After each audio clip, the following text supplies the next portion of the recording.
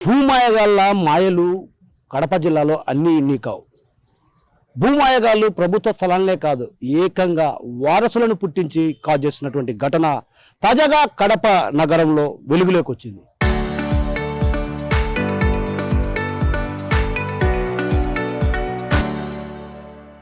ఏదైతే బ్రతికున్న కుటుంబాన్ని చంపేసి తాము వారసులమంటూ కోట్ల రూపాయల విలువ చేసే స్థలాన్ని కాజేసినటువంటి ఘటన కడప నగరంలో చోటు చేస్తుంది. కడప నగరంలో ఉన్నటువంటి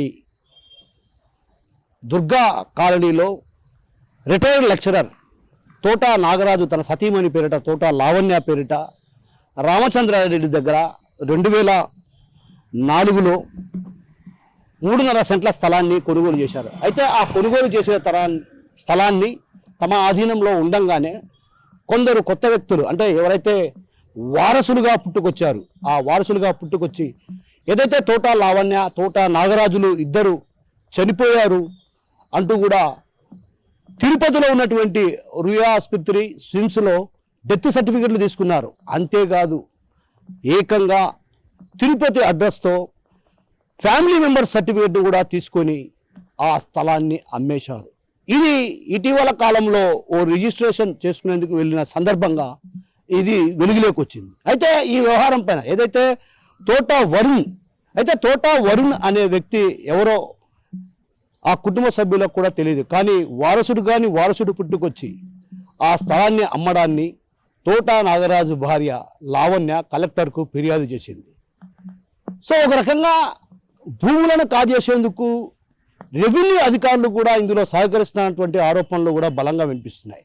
ఓవైపు బతుకున్నటువంటి ఇద్దరు లావణ్య అదేవిధంగా తోట నాగరాజులు ఇద్దరు చనిపోయినట్లు సర్టిఫికెట్లు ఇచ్చారంటే, మెడికల్ సర్టిఫికెట్లు ఇచ్చారంటే మెడికల్ అధికారుల మాయలు కూడా ఇక్కడ స్పష్టంగా కనిపిస్తున్నాయి. ఏదైతే సిమ్స్లో తీసుకున్నటువంటి 2025లో ఈ భూమిని కొనుగోలు చేస్తే 2011లో లావణ్య చనిపోయినట్లు, అదేవిధంగా 2010లో తోట నాగరాజు చనిపోయినట్లు స్విమ్స్ అదేవిధంగా రుయా ఆసుపత్రిలో డెత్ సర్టిఫికేట్ తీసుకున్నారు. ఆ డెత్ సర్టిఫికేట్ను ఆధారంగా చేసుకొని తిరుపతి రెవెన్యూ అధికారుల ద్వారా వరుణ్ కుమార్, ఏదైతే తోట వరుణ్ కుమార్ అనే వ్యక్తి ఒక ఫేక్ ఫ్యామిలీ మెంబర్ సర్టిఫికెట్ పొంది 2025లో ఆ స్థలాన్ని అమ్మేసి సొమ్ము చేసుకున్నటువంటి ఘటన.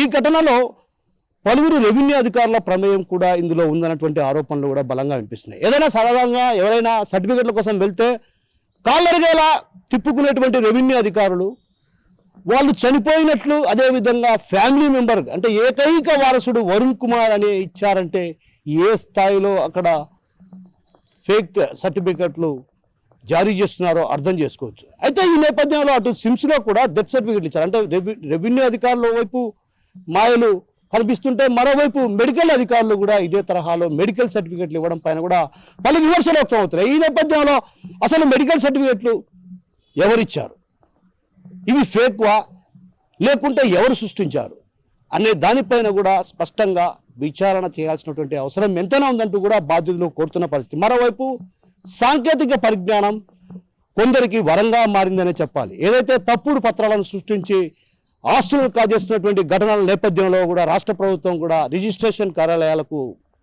ఏదైతే డెత్ సర్టిఫికేట్ ఇచ్చినప్పుడు వాళ్ళు నిజంగానే చనిపోయారా లేదా, అదేవిధంగా వాళ్ళకు సంబంధించినటువంటి ఫ్యామిలీ ఎవరు అని నిర్ధారించుకునేటువంటి వెసులుబాటు కూడా కల్పించాల్సినటువంటి అవసరం ఎంతైనా ఉంది. ఒకవైపు డెత్ సర్టిఫికేట్ ఇవ్వాలంటే ఎన్నో కొలువులు పెట్టి అక్కడికి వెళ్ళి ఇక్కడికి వెళ్ళి మీ తండ్రేనా కాదా అని పలు యచ్చ ప్రశ్నలు వేసేటువంటి రెవెన్యూ అధికారులు కావచ్చు, అదేవిధంగా ఫ్యామిలీ మెంబర్ సర్టిఫికేట్ కోసం ఎవరైనా వారసులు ఉన్నారని అక్కడికి వెళ్ళి ఎంక్వైరీ చేసేటువంటి రెవెన్యూ అధికారులు ఎలా ఇచ్చారు ఈ సర్టిఫికెట్? అసలు వరుణ్ అనే వ్యక్తికి సంబంధమే లేదు తోట నాగరాజు ఫ్యామిలీకి. తోట నాగరాజుకు 2 కుమార్తెలు 1 కుమారుడు. అయితే ఫ్యామిలీ మెంబర్ సర్టిఫికెట్లో మాత్రం కేవలం ఒకే ఒక వారసుడు, అది కూడా వరుణ్ కుమార్ అని ఇవ్వడం పైన కూడా పలు విమర్శలకు దారితీస్తున్న నేపథ్యం. అంటే రెవెన్యూ అధికారుల మాయలు కూడా ఉన్నాయి. ఈ వ్యవహారంలో ఎవరైతే ప్రమేయం ఉన్నారో వారందరిపైన కూడా కఠిన చర్యలు తీసుకోవాలని బాధ్యతలు కోరుతున్నారు. ఏది ఏమన్నప్పటికీ కూడా ఫేక్ సర్టిఫికెట్ల భాగవతం బండారం బయటపడాలంటే ఖచ్చితంగా వీటిపై నిఘా ఉంచాల్సినటువంటి అవసరం ఎంతైనా ఉంది. కెమెరా పర్సన్ రాముతో కిషోర్, RTV, కడప నుంచి. నా పేరు తోట నాగరాజు. నేను గవర్నమెంట్ జూనియర్ కాలేజీలో లెక్చరర్గా పనిచేసి 1917లో నేను రిటైర్డ్ అయినాను. 2017లో రిటైర్డ్ అయినాను. నాకు దుర్గమ్మ కాలనీలో ఓల్డ్ ప్లాట్స్లో రోడ్ నెంబర్ 10లో ప్లాట్ ఉంది. కానీ ఈ మధ్య ఎంక్వైరీ చేయగా ఆ ప్లాట్ని వేరే వాళ్ళ పేరుతో రిజిస్టర్ చేసినట్టు తెలిసింది. అసలు రిజిస్టర్ ఎలా జరిగిందంటే, నేను నా భార్య 2011వ సంవత్సరం చనిపోయినట్టు తిరుపతిలో ఫేక్ సర్టిఫికేట్ తెచ్చారు. తర్వాత అక్కడే ఎంఆర్ఓ ఆఫీస్లో మా కుటుంబం సంబంధించిన సర్టిఫికేట్ ఫేక్ తెచ్చారు. ఈ ఫేక్ సర్టిఫికేట్ వీళ్ళు చేస్తారంటున్నారు. అవి చూపించారు, మేము చేస్తారంటున్నారు. ప్రతి ఒక్కదానికి మనం ఇక్కడ వస్తే, ఆఫీస్కి వస్తే నీ లింకు డాక్యుమెంట్ తీసుకురాపో, ఆ సర్టిఫికేట్ తీసుకురా, ఈ సర్టిఫికేట్ తీసుకురా అనేవాళ్ళు. ఎందుకు లింకు డాక్యుమెంట్ అడగలేదు? 11 ఏళ్ల క్రితం నేను చనిపోతే, 2011లో చనిపోతే, ఇప్పుడు ఆ అబ్బాయికి ఎంత ఏజ్ ఉండాలి? 35 years ఉండాలి 2026కు. కానీ వాళ్ళు కుర్రాళ్ళలా కనిపిస్తున్నారు ఫోటోలు చూస్తే, ఆధార్లో, వాళ్ళు పెట్టేటువంటి ఆధార్లో.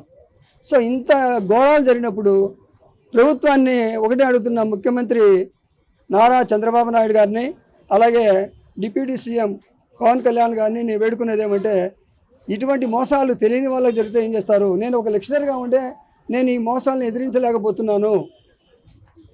అంత ఘోరమైనటువంటి వాళ్ళకి అన్ని విధాల సపోర్ట్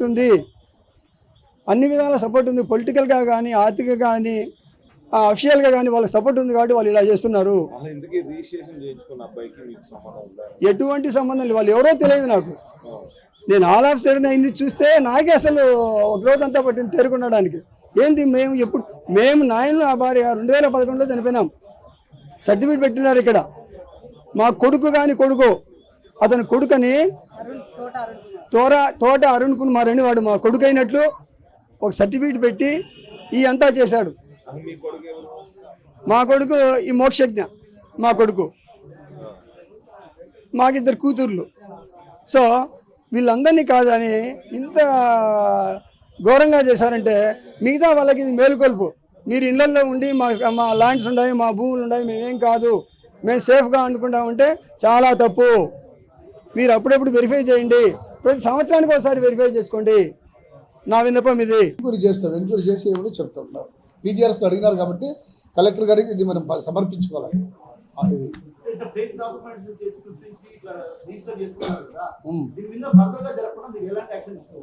ఇప్పుడు యాజ్ పర్ రిజిస్ట్రేషన్ యాక్ట్ ప్రకారం అన్ని చూస్తున్నాం, దాని ప్రకారమే పోతున్నాం.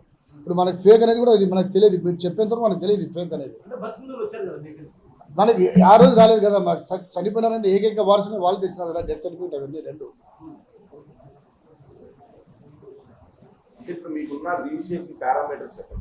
అదే చెప్తాం, death certificate, family certificate, documents, EC చూస్తాము, డాక్యుమెంట్ చూస్తాం, అంతే. మనం చూసేది అంతే ఉండేది. మనం అగ్రికల్చర్ అయితే అగ్రికల్చర్ ల్యాండ్ చూస్తాం.